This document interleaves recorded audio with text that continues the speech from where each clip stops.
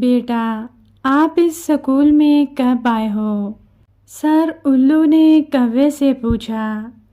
سر جی میں آج پہلے دن ہی سکول آیا ہوں، کوے نے کائیں کائیں کر کے کہا۔ اوئے بے سورے، یہ کائیں کائیں کلاس روم میں نہیں چلے گی۔ چڑیا جو ہر طرف امن دیکھنا چاہتی تھی، کلاس روم میں بھی امن دیکھنے کی خواہاں تھی۔ چڑیا بہن، میری فطرت ہے کائیں کائیں کرنا، کوا نرمی سے بولا۔ سر یہ کالا کلوٹا تو کلاس روم کا ماحول خراب کر رہا ہے، یہ تو ایک کالا دھبا ہے، کبوتر اپنی رنگت پر غرور کرتے ہوئے بولا۔ اسے یہ کائیں کائیں اور کالی رنگت خدا نے دی ہے، سر الو نے ان کو سمجھاتے ہوئے کہا۔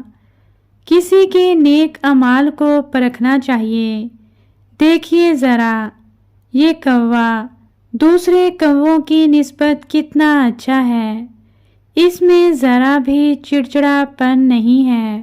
سب پرندے سر الو کی باتوں سے اکتاہٹ محسوس کر رہے تھے۔ سر اس کالو سے کہیں کہ یہ کہیں اور جا کر بیٹھ جائے، مجھے اس سے گھن آ رہی ہے۔ کوا کبوتر کے ساتھ بیٹھا تھا جو اسے بالکل بھی برداشت نہیں کر رہا تھا۔ یہ تو یہیں بیٹھے گا، تم کسی اور جگہ پر بیٹھنا چاہتے ہو تو شوق سے بیٹھ جاؤ، سر الو کوے کی طرفداری کرتے ہوئے بولے۔ کبوتر منہ بسور کر رہ گیا، وہ اس جگہ سے نہیں اٹھ سکتا تھا کیونکہ یہ اس کی پسندیدہ جگہ تھی اور یہاں لیکچر بھی صحیح طریقے سے سمجھ آتا تھا۔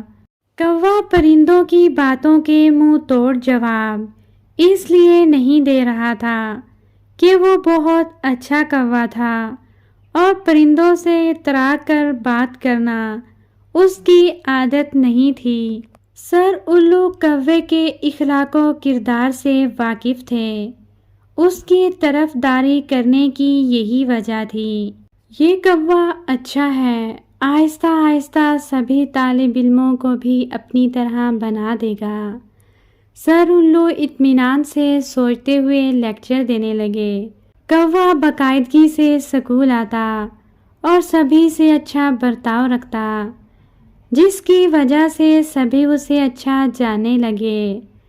کبوتر اس کا اچھا دوست بن گیا اور وہ اب اپنی رنگت پر نہیں بلکہ اس بات پر فخر کرتا تھا کہ کوا اس کا بہترین دوست ہے اور وہ اس کے ساتھ بیٹھتا ہے۔ کوے نے اپنے اخلاق سے سب کے دل جیت لیے۔ واقعی اچھے اعمال ہوں تو رنگت کی اہمیت نہیں۔